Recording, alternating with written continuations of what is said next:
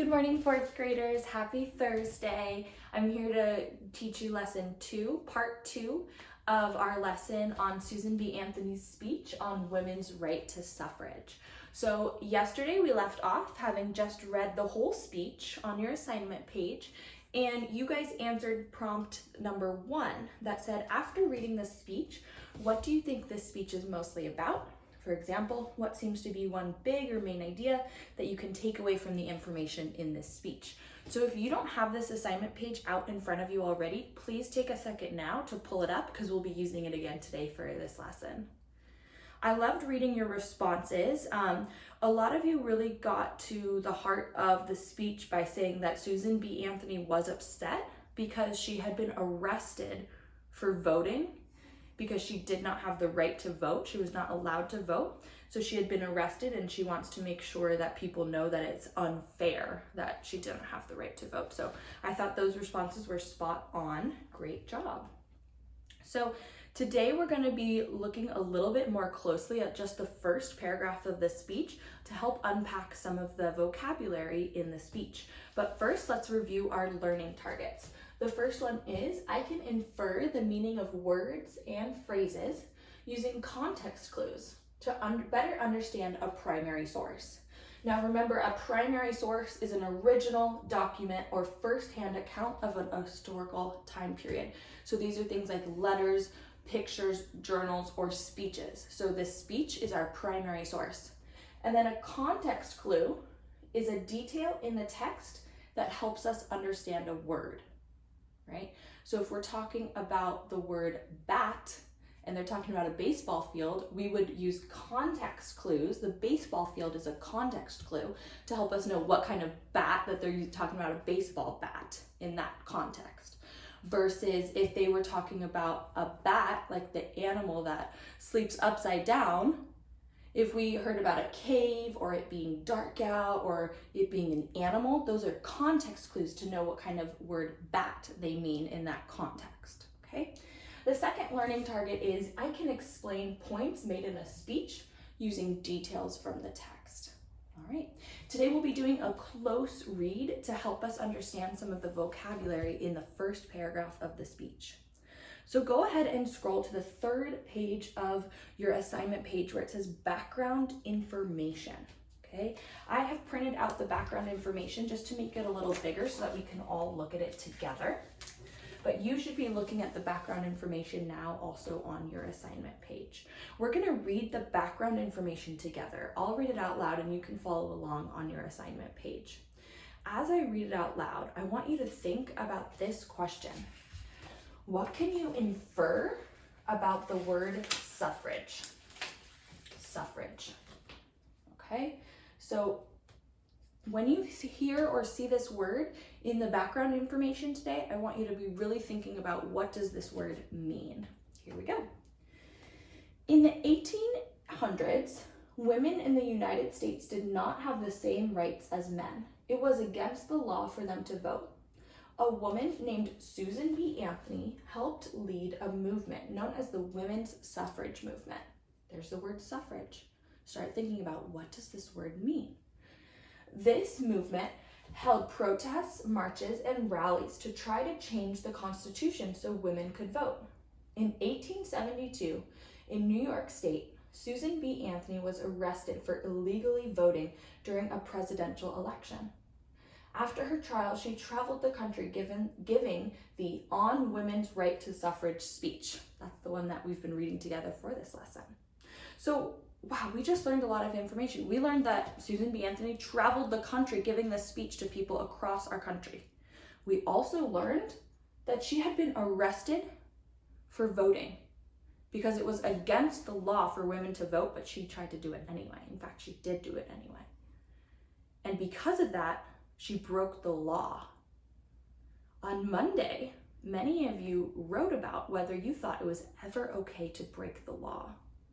We just learned that Susan B. Anthony broke the law by voting because she was not allowed to vote. I wonder what you guys would think about this because most of you said it's never okay to break the law. And I think I agree with you now. But what do we think about Susan B. Anthony breaking the law when she voted? Something to think about. Hopefully by now as well, many of you have an idea of what you think the word suffrage means. What did you infer about the word suffrage? Hang on to those ideas. We're going to come right back to them in a second. First, I want us to look at the glossary that's at the bottom of page 3. It says speech glossary.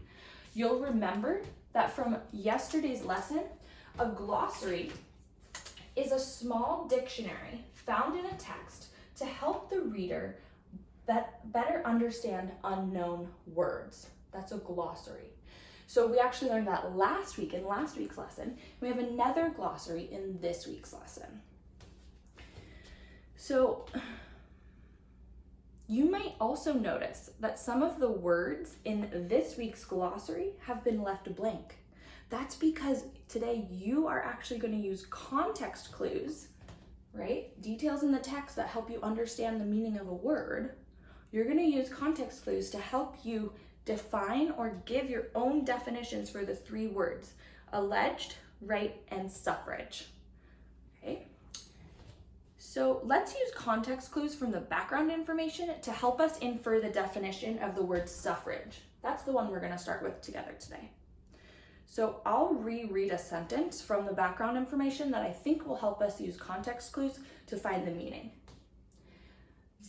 So they're talking about the suffrage movement. This movement held protests, marches, and rallies to try and change the Constitution so women could vote. Okay, so it's a movement that did many things to try and get women the right to vote. That's the movement. So suffrage must mean the right to vote. So suffrage is the right to vote. We just used clues from the text, context clues, to help us understand that suffrage means something about having the right to vote. Let's go ahead and actually write that in to our glossary. So just like me right now, you should be typing in on the bottom line next to suffrage the definition that we just came up with: the right to vote. So I just typed that in, and now the only 2 words without a definition are alleged and right, because we wrote in our definition for suffrage, the right to vote. You should have just typed that in with me right now. Next, you'll need to infer the meanings of the remaining blank words alleged and right. And we're going to do that by rereading the first paragraph of the speech, and that's on the next page. So let's scroll to page 4 where it says directions, and we'll read the directions together. Number 1, follow along as the first paragraph of the speech is reread to you. 2, highlight the words listed in the glossary and any other words you do not know the meanings of. 3, reread the speech using the glossary and find context clues or to find synonyms and, Number 3, reread the speech using the glossary and context clues to find synonyms or explanations for the difficult words. 4, reread the text and answer questions. We're going to do numbers 1 and 2 together today. So let's just start really quick though by making sure we're familiar with all the words in the glossary. Alleged is something you guys are looking out for today to make your own definition using context clues. Deny means to refuse to give or allow something, decline. Committed, to do or perform. Exercised, to put into practice or make use of, apply. Indicted, to be formally accused of a crime, charge, or accusation. Lawful means allowed by the law or legal. And then suffrage, we typed that in, it's the right to vote.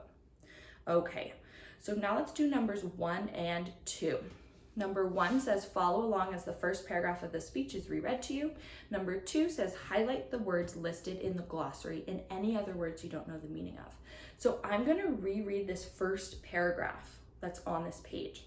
As I'm rereading, you'll use the highlighter tool on Google Docs to highlight any words you recognize from the glossary or just any words that you don't know the meaning of in general. So we've used the highlighter tool many times in class on Google Classroom. You can find it at the top and it looks just like this. It has a little, almost like a marker, and you'll choose your color. I would suggest yellow. And when you see a word that you don't recognize, you're gonna highlight that word. Or if you see a word that you do recognize from the glossary. Okay. First paragraph of On Women's Right to Suffrage by Susan B. Anthony. Friends and fellow citizens, I stand before you tonight under indictment.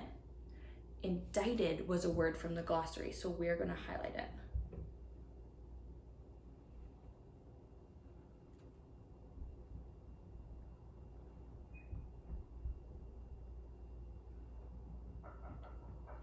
All right, and then for the alleged is another word from the glossary. Go ahead and highlight it. Crime of having voted at the last presidential election without having a lawful, that's another word from the glossary, highlight it, right to vote.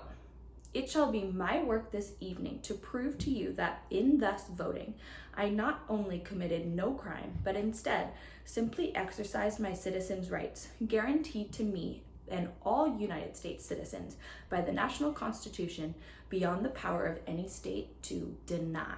Deny is another word from the glossary, so we should have highlighted that. All right. So now it says, use the text to answer the following questions. Number 1, what are some unfamiliar words you identified in the text? You should have just highlighted at least 3 or 4 words in the first paragraph. Using the glossary or context clues, what did you decide these words mean? So here's an example. You can say the word deny was unfamiliar. I saw in the glossary, it means refuse to allow something. So I did the first one for you, deny. You'll do the other ones now. You'll say the word alleged was unfamiliar. Using context clues, I decided it means blank. And you go on with the rest of the words in the first paragraph that were unfamiliar or that you recognized from the glossary. When you're done with that, you answer numbers 2 and 3. What does Susan B. Anthony mean by alleged crime? And what does the word right mean as it is used in this text? So you'll answer these questions and then you'll press turn in at the top to submit your work to me. Okay, I can't wait to see what everyone writes. Send me a text before 4:30 today if you have any questions. After that, I will be going on a walk and cooking, so I won't be available. But I can't wait to see you guys get started on this. Have a great day, and I'll talk to you soon.